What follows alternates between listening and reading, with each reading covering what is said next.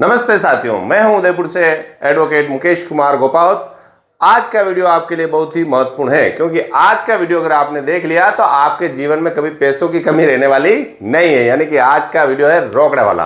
रोकड़ा कहां से आएगा? आपके क्लाइंट से। यानी कि एक एडवोकेट को अपने क्लाइंट से पैसे कैसे लेने चाहिए, अगर यह विद्या आपको नहीं आई तो आपको कुछ नहीं आया।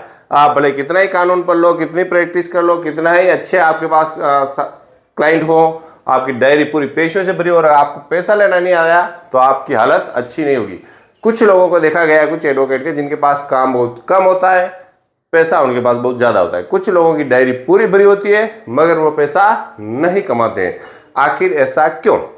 तो आपको अपने क्लाइंट से बात करते समय फीस के बारे में कैसे बात करें ये इस वीडियो में समझेंगे।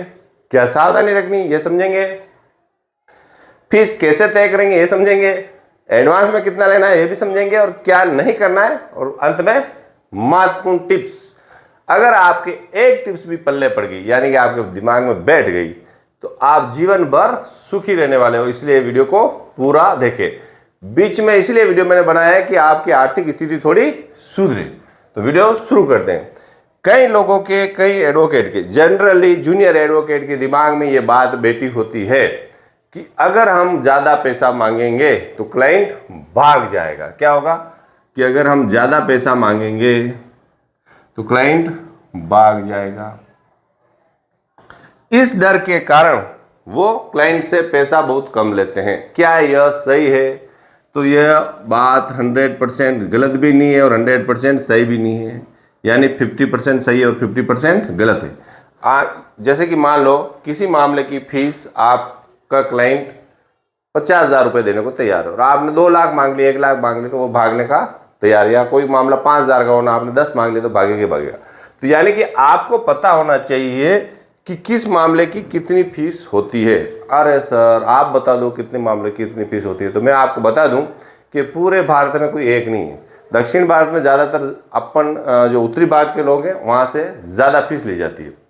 मैंने ये महसूस किया, बड़ी सिटियों में भी ज़्यादा फीस ली जाती है। आपको मेरे उदयपुर में कितनी फीस ले रहे हैं उससे कोई काम नहीं, या मैं एक लिस्ट बना दूं उससे कोई काम नहीं। आप जहां काम करते हैं, जिस इलाके में आप काम करते हैं, जिस कोड में आप काम करते हैं, वहां के लोकल एडवोकेट कितनी फीस लेते हैं यह आपको पता होना चाहिए। इसके बारे में मैं आपको एक महत्वपूर्ण बात बताता हूं कि कुछ एडवोकेट, बुरे एडवोकेट है ना, अच्छे तो नहीं, बुरे बोलते हैं, वैसे बुरे होते नहीं है पर कहीं कहीं मिल जाते हैं। वो क्या करते हैं, फीस के बारे में गलत बातें करते हैं। क्या गलत बात करते हैं कि यार मैं तो इतने फीस से कम में काम नहीं करता। छोटा सा काम है, मान लो वो काम 5,000 का ही हो, और वो क्या बोलते हैं मैं तो 21,000 से कम में नहीं करता, और 21,000 से कम में लेने ही चाहिए, नहीं इतना खर्चा है, नहीं है वो 10 तरह की बात वो आपके सामने करते हैं। तो आप भी क्या करते हो कि जो भी क्लाइंट आए 21,000 आप मांगो, या आपने देखा यार वो 21 मांग रहा है मैं 11 मांगू, उस बाद में पता चलता है कि उसी ने वो 5,000 में काम कर लिया। तो आप ये कैसे तय करें कि किस मामले में कितनी फीस लेनी चाहिए और कितनी फीस नहीं लेनी चाहिए। इसके लिए आपको क्या करना है, एक सीधा सा तरीका है कि आपको आपके क्षेत्र में क्या फीस चल रही है उसका पता करना है। कैसे पता करोगे आप? देखो, कुछ वकील बनने के लिए कुछ तो काम आपको करने पड़ते हैं। या तो आप प्रैक्टिस करोगे तो आपको पता होगा, या पता नहीं है तो कुछ डमी ग्राहक बनाओ। आपके कोई दोस्त हो, मिलने वाला हो, उसको डमी बना दो, या उसकी खाते की नकल दे दो, उसके कह दो यार मेरा मारपीट हुई है, मेरे इस तरह से करना है, ये करना। जो एडवोकेट इस तरह की बातें करते हैं उनके पास एक ग्राहक भेजो कि साहब मेरे भाई ने मेरे साथ मारपीट की, कोर्ट से इस तरह से करना, आप कितनी फीस लोगे। उसको बोलो कि बार्गेनिंग करें और कम से कम कराए। तो कम से कम कितने में आता है? तो जो आदमी आपको 21,000 कह रहा था, मैं तो 156(3) का भी 21,000 लेता हूँ, अगर वो 5,000 में भी तय हो जाता है तो आपको पता चल जाएगा कि यार मार्केट में ये ऐसा आप डमी ग्राहक भेज के 2-3 से पता करा सकते हो। लेकिन ये सही नहीं है, मगर प्रैक्टिस में सही है ना। प्रैक्टिस में सही है क्योंकि आपको पता करना पड़ेगा। ये तो आप कर ही सकते हो, तो उससे आपको पता चल जाएगा कितनी फीस ले रहे हैं। ऐसा नहीं हो कि आप मार्केट में हवा तेज चल रही है कि भाई 21,000 ले रहे हो, 51,000 ले रहे हैं, सब इतने से कम नहीं लेंगे। खुद वो व्यक्ति कम ले रहा है, तो इसका आपको ध्यान रखना है। दूसरी बात, ये पता चल गया ना कैसे पता कर किसी के दूसरे का। दूसरी बात यह है कि आपके कोई मिलने वाले हैं जो व्यक्ति है जो दूसरे एडवोकेट से काम करा रहे हैं, उनसे भी आप पूछ सकते हो कि आपको कितनी फीस तय की। मगर ज़्यादातर क्लाइंट सही सही बात नहीं बताते हैं, उनके पूरे मुकदमे में 10,000 खत्म होते हैं तो वो बोलते हैं मेरे 1 लाख रुपये खत्म होंगे ऐसा, तो फिर वो आपको थोड़ा सा बहका सकते हैं। इस वीडियो के माध्यम से मैं आपको ये नहीं कह रहा हूँ कि ज़्यादा फीस ले, ना मैं आपको कह रहा हूँ कम फीस ले। जो गरीब व्यक्ति है उससे कम ले, ये मेरा आपसे रिक्वेस्ट है। मगर फीस आपको वही लेनी है जो आपके कोर्ट में चल रही है। अगर आप नए एडवोकेट हैं, जूनियर हैं, तो आपके जो दूसरे सीनियर लेते हैं उनसे आप 1,000 या 500 रुपये कम लेते हैं छोटे मोटे मामलों में। बड़ा मामला है तो इसको बड़ा भी बढ़ सकता है। सिविल मामला है, सिविल मामले में मान लो कि आपके सीनियर 51,000 ले रहे हैं तो हो सकता है आप 21,000 में कर लो, क्योंकि आपको सीखने को भी मिलता है और क्लाइंट भी आपके पास कम आते हैं, इसलिए उसमें आपको कम करना पड़ता है। फौजदारी मामले है तो उसमें 1,500 रुपये 2,000 कम ले रहे हो जो सीनियर ले रहे हैं। सीनियर कितनी फीस ले रहे हैं, तरीका क्या आपको पता चलेगा, डमी ग्राहक भेज कर आप खुद ही पता कर सकते हो वो कितनी फीस ले रहे हैं, किस प्रकार से बात कर रहे हैं।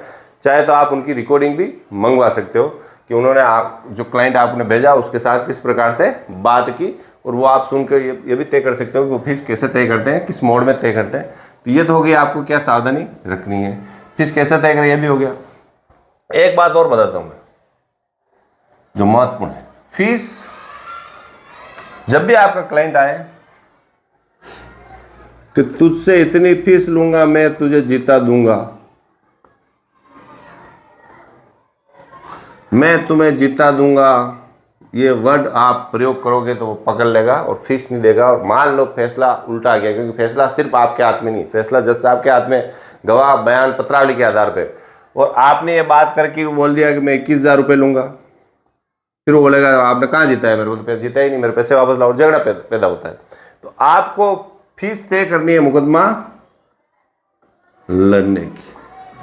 पार्टी बार बार इसी बात पर जोर देगी वकील साहब हम जीत जाएंगे क्या, जीत जाएंगे क्या, है ना। तो आपको क्या कहना है, जब पार्टी बोलेगी वकील साहब जीत तो जाएंगे ना, फीस तो मैं दे रहा हूं पर जीत जाएंगे, आप बोलोगे हाँ जीत जाएंगे। आपको क्या बात करनी है कि आपका जो मामला है प्रथम दृष्टया कानूनन सही है। अगर कोर्ट में आपने गवाही सही दी, आप गवाह से मुकरे नहीं, दूसरे गवाह ने भी सही गवाही दी, तो आपके जीतने के चांस ज़्यादा है। मेरी ड्यूटी है कि मैं आप जज साहब को समझाऊंगा, फैसला जज साहब करेंगे, मेहनत मेरी है, जीतने जैसा आपका मामला है। और आप चाहते हो कि मैं गारंटी लिख के दे दूं, तो गारंटी लिखने वाला मैं नहीं हूं, आप दूसरे वकील के पास चले जाएंगे, ये साफ साफ बोल देंगे, नहीं तो फिर आपके समस्या आ जाएगी, बाद में झगड़े होते हैं, है ना। तो ऐसा किसी व्यक्ति को ये कह के कि मैं तेरे को जीता दूंगा, कभी भी आपको फीस तय नहीं करनी चाहिए। 100% जीतने वाले मामले में भी फैसले उल्टे हो जाते हैं, ये मेरा लंबे समय का अनुभव है। तो ये बात आपको लग गई कि भाई बात करते समय कभी भी जीतने की गारंटी नहीं लेनी है। बात ऐसे करनी है कि उस व्यक्ति को यूं भी नहीं लगेगा वकील साहब तो यार पत्थर फेंक रहे हैं, मैं नहीं जानता हूं, हार जीत तुम्हारी होती रहेगी, मैं तो इतनी फीस लूंगा, तो क्लाइंट आएगा क्या, नहीं आएगा। उसको बोले एक डॉक्यूमेंट आपके पक्ष में, कागज आपके पक्ष में, गवाह भी आपके पक्ष में, आपके साथ मारपीट भी की है, पुलिस ने भी रिपोर्ट बनाई है, डॉक्टर ने भी कहा है, फिर हारोगे क्यों, आप हारने की सोचते क्यों यार, आप तो सोचते ही हार रहे हो यार, पहले से आप उल्टी सीधी बात कर रहे हो मैं हार जाऊंगा, तो फिर ऐसा जैसा आप सोचोगे वैसे ही होता है।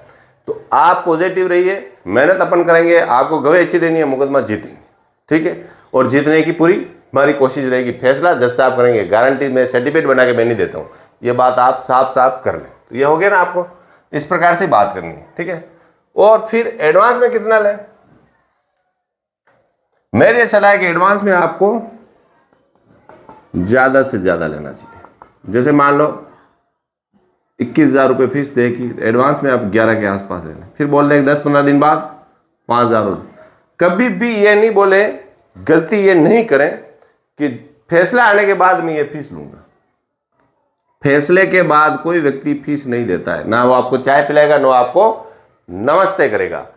जो भी फीस लेनी है फैसला आने से पहले लेनी है। एक बात तो ये पक्की समझ गए ना, कोई भी बात ये नहीं करे हाँ यार अभी तो 20,000 तय किया, 10 अभी दे दे, 10 फैसला आने के बाद, ऐसी गलती नहीं 10 अभी दे दे, 5 बाद में दे देना, और 5 फाइनल बहस करूं उससे पहले, फैसला आने के बाद नहीं। ये बात पक्की पहले से गलत, वो कितना भी जोर लगाएगी नहीं, फैसला नहीं। एक बात और बताता हूं, थोड़ी अलग है, थोड़ी बुरी है ना, मगर वो भी आपको समझनी पड़ेगी। मैंने आपको कहा था ना कि कुछ बातें मुझे बोलने में दिक्कत होती है, फिर भी मैं बोलता हूं क्योंकि आपके भले के लिए, फिर कुछ ना कुछ उसका भी माध्यम निकालेंगे कैसे बोले।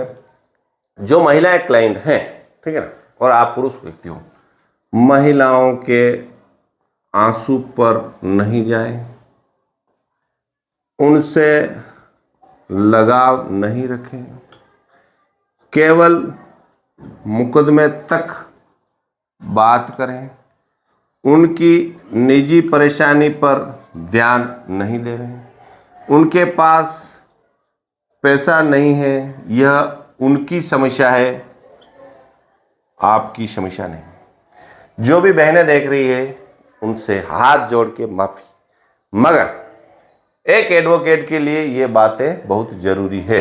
प्रैक्टिकली मैंने देखा गया है कि महिलाएं जो आती है, हो सकता है महिला दुखी हो, हर महिला की मैं बात नहीं करता, इसलिए मैंने कहा था कोई गरीब है तो उसकी मदद करनी चाहिए, मगर आपको इस बात की पता करना चाहिए कि कहीं वो आपको पागल तो नहीं बना रही।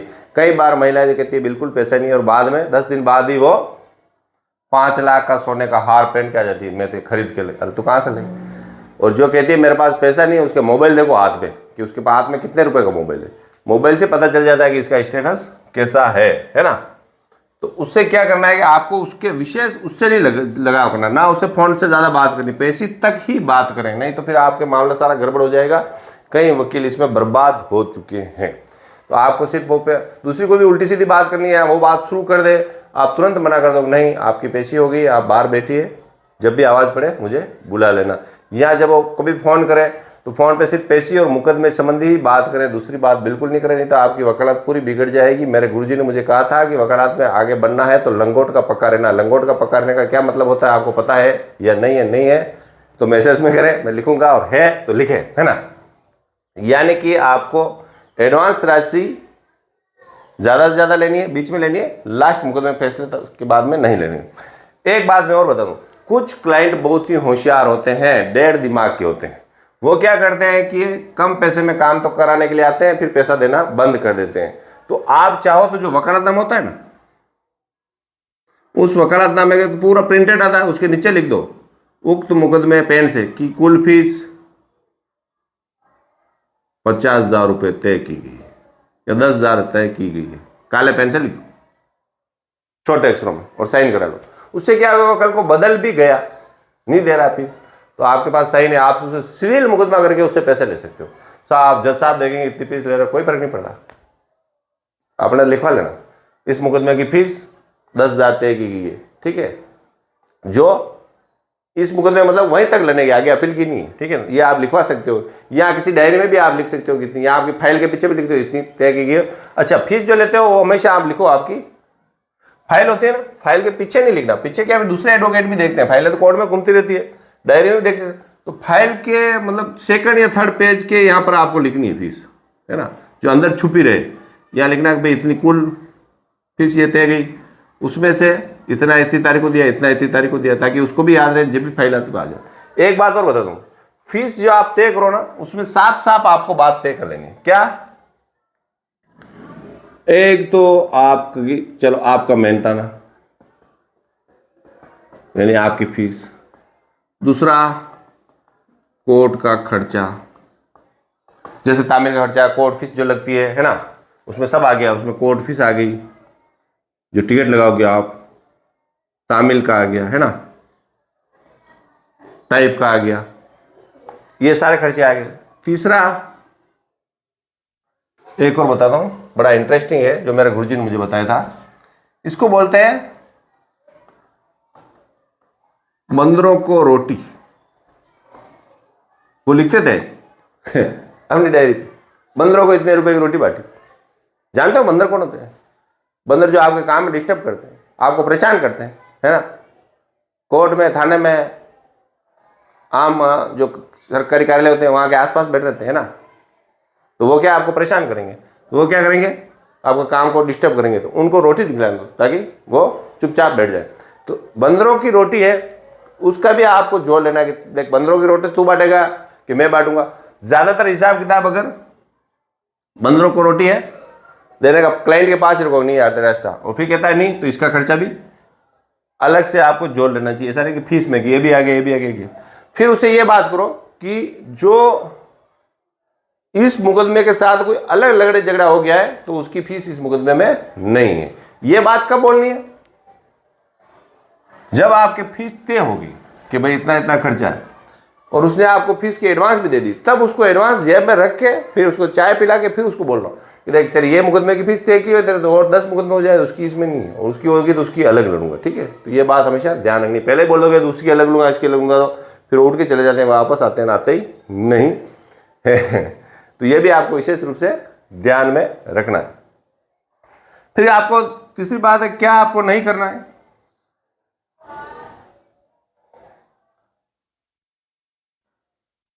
फीस जब आप तय कर रहे हो तो कुछ बातें आपको नहीं करनी है।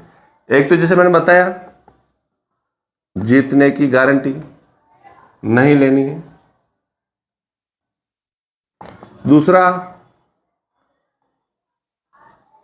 मुकदमा खत्म होने पर फीस नहीं लेनी, यानी मुकदमा चल रहा है उसी दौरान आपको फीस लेनी है। तीसरा, बीच में अगर राजीनामा हो जाता है तो भी आप बोलोगे कि मैं तो पूरी फीस लूंगा। तो ये भी आपको ध्यान विशेष रूप से रखना है। कुछ मामले जिसमें मैं भी लूट चुका हूं, अरे वकील साहब आप भी लूट चुके हो, हाँ मैं भी लूट चुका हूं, उसमें क्या क्या मैंने क्या गलती की। देखो मेरी गलतियों से भी आपको सीखने को मिलता है। ऐसा थोड़ी है कि मैं कोई महान आदमी हो गया कि मुझे सब आता है। अरे मैं भी 20 साल रगड़ लिया, 10 साल तक तो मेरे को लोगों ने इतना लूटा कि समझ लो कि मेरी आर्थिक, मैंने जो पैसा 20 साल की वकालत में मैंने 10 साल तक लगभग न के बराबर कमाया, क्योंकि मेरे मन में एक डर रहता था कि ज़्यादा पैसे मांगूंगा तो क्लाइंट भाग जाएगा। ये गलती की मैंने। एक क्या गलती की कि ज़्यादा पैसा मांगूंगा तो क्लाइंट भाग जाएगा। बाद में मुझे समझ में आया कि क्लाइंट, पैसों के लिए क्लाइंट का ज़्यादा मतलब नहीं होता, उसका ज़्यादा ध्यान रहता है मुकदमा जीतने में, क्योंकि प्रॉपर्टी फंसी होती है, जेल जाने का डर होता है, इसलिए वो पैसों पर सेकंड प्रायोरिटी देता है, मुकदमा जीतने पर फर्स्ट प्रायोरिटी देता है। तो आपको मुकदमा जीतने के लिए योग्य होना जरूरी है। योग्य होने पर ही फीस आएगी। बाकी आप कितनी चिकनी चुपड़ी बातें कर लो और राजनीति में पहचान हो, आपके रिश्तेदार पुलिस वाले हो, आपके रिश्तेदार कोर्ट में हो, कोई फर्क नहीं पड़ना। आपकी योग्यता, आप कितने मुकदमे में जिताते हो, आप कैसे बात करते हो, आपका व्यवहार कैसा है, वो सारी बातें इसमें इंक्लूड थी। तो यानी कि ज़्यादातर लोग, मेरे मन में डर रहता था कि क्लाइंट ज़्यादा फीस मांगूंगा तो भाग जाएगा, इसलिए मैंने ज़्यादा पैसा नहीं कमाया, बल्कि बिल्कुल 5% पैसा कमाया। जहाँ 100% के मान जाए ना, ये 5% पे आ गया मैं। फिर दूसरी गलती मैंने क्या की, जो क्लाइंट में भय नहीं रखा। ये रामबाण बता रहा हूं, वेरी वेरी इंपॉर्टेंट। ये बात ध्यान रख लो। सबसे, ये मुझे सबसे पहले बोलना चाहिए था, मगर अब बोल रहा हूं बीच में। आपके क्लाइंट में आप भय नहीं है मुकदमे के संबंध में, यानी मुकदमा हारने का भय आपने खत्म कर दिया है। आपने कह दिया तेरा कुछ नहीं होगा, तेरे पास ये है, तेरे पास ये लिखा पड़ी है, तेरे पास वो लिखा पड़ी है, तेरे पास गवाह है, तेरा कुछ नहीं होगा, मैं जिता दूंगा, कैसे तू हार जाएगा। भय खत्म, पैसा खत्म। ये बाद में पता चला मुझे, ये बात, भय वाली बात मुझे कब पता चली पता है? मेरे वकालत के 15 साल बाद। 15 साल तक मुझे, मैं लोगों को कहता तेरा कुछ नहीं होने वाला है, मैं बैठा हूं, तेरे को क्या होगा, तेरे को सजा थोड़ी होगी, तेरे को जीता देंगे, और ज्यादा ज्यादा क्या हो गया, ज्यादा ज्यादा होगा जुर्माना हो जाएगा। इस प्रकार से मैंने लोगों के भय को खत्म कर दिया, और जब भय खत्म हो गया तो पैसा आना ऑटोमेटिक खत्म हो गया। तो क्लाइंट के अंदर हमेशा भय रहना चाहिए। भय कैसे? देख, पुलिस वाले ने चालान दिया, देख तेरे पास, तू तो कह रहा मेरा ऐसा है वैसा सब कुछ है, मगर पुलिस ने तेरे को गलत माना है, तभी तेरा चालान आया। फिर देख, ये जैसे एक गवाह हो, देखिए गवाह भी तेरे विरोध में बोल रहा, अरे ये तो झूठ बोल रहा, सब कुछ ही भी है, तेरे पास क्या सबूत है बोल। यानी कि बीच बीच में क्लाइंट को डराते रहना चाहिए। डराने का मतलब यह है कि उसको सच्चाई बताते रहना चाहिए कि तू गारंटी मत ले मुकदमा जीत जाए। मुकदमा अभी अपने पक्ष में नहीं चल रहा है, मुकदमा सामने वाले पक्ष से, अभी अपने गवाह भी आएंगे, लाना पड़ेगा, उसके पास सब है, उसके पास लिखा पड़ी भी है, ये भी है, गवाह भी बोल रहे, तेरे पास क्या है। तो भय रहेगा, वो पैसा देगा। यानी कि भय भी रहना, इतना भय भी नहीं करना है वो आपको छोड़ के चल जाए, बोल तो पहले से हारने की बात करे, यानी कि अंदर हाथ रख के ऊपर मटली बनाते ना, वैसा आपको करना है। तो उससे भी आपकी फीस है जो पूरी आ जाएगी, यानी भय को खत्म नहीं करना है। ठीक है, तीसरी जो एक गलती और करते हैं, जो ज़्यादातर क्लाइंट करते हैं, क्लाइंट क्या एडवोकेट करते हैं, उससे भी उनकी फीस कम हो जाती है। जैसे आप किसी क्लाइंट, आपके पास कोई क्लाइंट आया, आपका नाम सुन के आया या आपसे मिलने के लिए आया, और आपके पास कोई दूसरा क्लाइंट बैठा है, ठीक है, उस क्लाइंट से आपको फीस लेनी है, मान लो अरे यार हर बार 51,000 रुपये, ठीक है, उसका मुकदमा लड़ने के लिए। क्या मैं ज़्यादा लिख रहा हूँ? 51-21 क्या है? आपके उधर कितनी लेते हैं, है ना? मेरे यहाँ इधर जनरली 51-21 में भी यही लेता हूँ। तो दूसरा क्लाइंट कोई बैठा है, वो क्लाइंट है एकदम फोकटिया। फोकटिया समझते हो? जो बिना पैसों में काम कराता है या कम पैसों में काम कराता है और आपको भी व्यवहार के कारण काम करना पड़ता है। तो ऐसे क्लाइंट से आपने बोला, जैसे इसकी पेशी कराई, इसकी फौजदारी, उससे आपने कहा 500 रुपये दे, इसने कितने रुपए दिए? 200 दिए, 100 दिए। ये बात वो दूसरा क्लाइंट भी देख रहा है, यानी कि आपके ऑफिस में पहले कोई ऐसा क्लाइंट बैठा है जिससे आपने पैसे 100-200 रुपये लेने उससे, और उस व्यक्ति के सामने मांगे और उसने कहा नहीं 200 नहीं यार, 100 में दूंगा, बाद में दे दूंगा, नहीं हूँ, फिर 100 रुपये देके आपको चला गया। इसका 51,000 का मानस खत्म। ये 51,000 से सीधा 10-11,000 पे आ जाएगा। वो देखेगा वकील साहब की कोई वैल्यू नहीं है। बहुत इंपॉर्टेंट बात बता रहा हूँ। इसके लिए क्या करना है कि जो क्लाइंट आया ना, उसको अकेले में बात करना। इन जो फोकटे है ना, जो 200 रुपये लेके भाग जाते हैं, इनको भी रखना, क्योंकि हमारा एक जो जज साहब बोलते हैं कि बाड़े में जितनी गाय होगी उतना ही दूध होगा। आज नहीं दे रही है तो कभी ना कभी तो देगी, है ना? गाय का से उनका मतलब था क्लाइंट, यानी कि जितने क्लाइंट आपके बारे में, जितनी आपकी डायरी भरी है, कभी न कभी वो पैसा आपको देंगे। छोटा देंगे, बड़ा देंगे, मजदूर देंगे। तो उनको भगाना नहीं है, छोटे मोटे को भी रखना चाहिए। मगर जो अच्छा पैसा देने वाला है वो उनको देख के नहीं भाग जाए कि यार कम पैसा दे रहे हैं, इसलिए उनकी फीस अलग बैठाकर अकेले में बात करके तय करें। ये हमेशा विशेष रूप से ध्यान रखें, यानी ये गलती भी आपको नहीं करनी है। फिर जो बात करता हूं मैं, जब आपके मिलने वाले आते हैं या किसी के थ्रू क्लाइंट आता है कि यार फीस तो ले लेंगे, फीस देख लेंगे, फीस का मैटर क्या है ना, पहले आपका सहायता करना, यानी आप अपनापन बताकर बात करना चाहते हो। अपनापन बताकर आप ये कहना चाहते हो कि मैं तो आपका खास हूं, फीस मेरे लिए कोई मायने नहीं रखती है, मेरे लिए आपका काम मायने रखता है। ये बातें वकालत में नहीं चलती है। देखो मैंने करके देख लिया, बिल्कुल नहीं चलती। आपको वकालत में प्रोफेशनल होना है तो प्रोफेशनल ही होना है। क्यों? क्योंकि आपको प्रोफेशनली ना आप उसके बन रहे हो, तो फीस भी उससे कम मांग रहे हो, तो वो आदमी और शंका में आ जाता है कि यार क्या मालूम फीस नहीं ले रहा, काम करेगा कि नहीं करेगा, क्या मालूम, तो उसको शंका में रहना। प्रोफेशनल ऑफिस में बैठना, विधिवत आपकी जो यूनिफॉर्म है यूनिफॉर्म बैठ के बात करना, और सीधी क्या बोलना है कि इतना रुपया इसमें फीस लगेगा। फीस आपका मांग 51,000 रुपये मांगने का मूड है तो आप +20 करें या +10 करें, यानी 61,000 लूंगा, इसमें खर्चा मेरा नहीं रहेगा, ये आपका रहेगा, मेरी फीस ये है। फिर उसको बात कर दे फीस ये है, खर्चा इतना आएगा, बंदरों को रोटियां इतने रुपए की खिलानी पड़ सकती है, तो ये सारे आपको पहले से ही तय कर लेना चाहिए। उसमें थोड़ा बहुत कम भी कराएगा, थोड़ा बहुत उसका मान सम्मान या उसको कुछ साथ आया कि नहीं बोल साहब ज़्यादा कि आपके लिए मैं इतना कम कर देता हूँ, बाकी फीस में कम नहीं कर दूँ। यानी आपका रहन सहन, आपका जो एटीट्यूड बोलते हैं, वो आपकी फीस के बारे में तय करेगा कि आपके खुद ही पान खा रहे हो, इधर पड़े हो, गुटखा खा रहे हो, बाल कहाँ जा रहे हैं, जीन्स का टी-शर्ट पहन के गए, टी-शर्ट पहन लिया, है ना, तो फिर काम बनने वाला नहीं भैया। काम तभी बनेगा जब आप दिखोगे कि वकील हो। इसलिए जो अपना सबसे पहले अपना रहन सहन बदलना चाहिए। तो ये भी आपको पता चल गया ना कि इस प्रकार के आपको अपना बन के ऐसा करके आप क्लाइंट को कुछ समय के लिए खुश कर सकते हो, बाकी वो फिर आपको छोड़ के चला जाएगा। कहाँ क्लाइंट आपके पास तभी बना रहेगा जबकि आपको अच्छे से कानून आता है। तो इस वीडियो में अपन ने ये समझा, टिप्स भी होगी जनरल में साथ बता दी, यही टिप्स है मेरी कि फीस के बारे में आपको क्या पॉइंट मोटे मोटे आने चाहिए। जनरली जो आपके बॉस हैं, जो सीनियर हैं, वो जब फीस लेते हैं, फीस तय करते हैं तो जूनियर को साथ नहीं रखते हैं, कम रखते हैं। तो इस बात का भी आप विशेष रूप से ध्यान रखें। वो फीस किस प्रकार से मांग रहे हैं, कैसे पैसे ले रहे हैं, कैसे उनसे बात कर रहे हैं, कैसे उनसे संबंध बना रहे हैं। सिर्फ कानून ही नहीं पढ़ना, वो आप वहाँ 2 साल 3 साल जो जूनियरशिप कर रहे हैं उसमें आपको देखना है कि ये बात कैसे कर रहे हैं, क्या कर रहे हैं, किस क्लाइंट को चाय पिलाने ले जा रहे हैं, किस क्लाइंट को चाय पिलाने ले जा रहे हैं, किस क्लाइंट को डांट के बात करें, किससे प्रेम से बात करें, आखिर हो क्या रहा है। तो समझेंगे, ऑब्जर्व करेंगे, रेगुलर पढ़ेंगे 3 घंटा, ठीक है ना, तभी काम बनेगा। और रेगुलर मेरे वीडियो देखेंगे तो ही बात करें। वीडियो इसलिए देखना चाहिए कि जो चीज़ आपको महीने भर में सीखने को मिल रही है, मान लो ये बात आप जो मैंने एक वीडियो बनाया, मान लो ये वीडियो कितने मिनट का बना, हो सकता है आधे घंटा का बना हो या 20 मिनट का बना हो, तो जो बात आपको 1 महीने में सीखने को मिल रही है या 5 महीने 6 महीने में सीखने को मिल रही है, अगर आप उसको 30 मिनट दे रहे हो इस वीडियो को ना आपको सीखने को मिल रही है तो आपको ज़्यादा फायदा है। वीडियो देखते समय मैं आपको एक विशेष रूप से बता दूंगा, अगर आप मेरा वीडियो देख रहे हो तो वीडियो देखते समय और कोई काम नहीं करें, हेडफोन लगाकर शांति से ऑफिस में बैठ कर देखें, महत्वपूर्ण पॉइंट बनाए। एक साथ एक वीडियो देखे 3-4 वीडियो कभी नहीं देखे। एक वीडियो देख लिया, पॉइंट बना लिया, फिर वापस छोड़।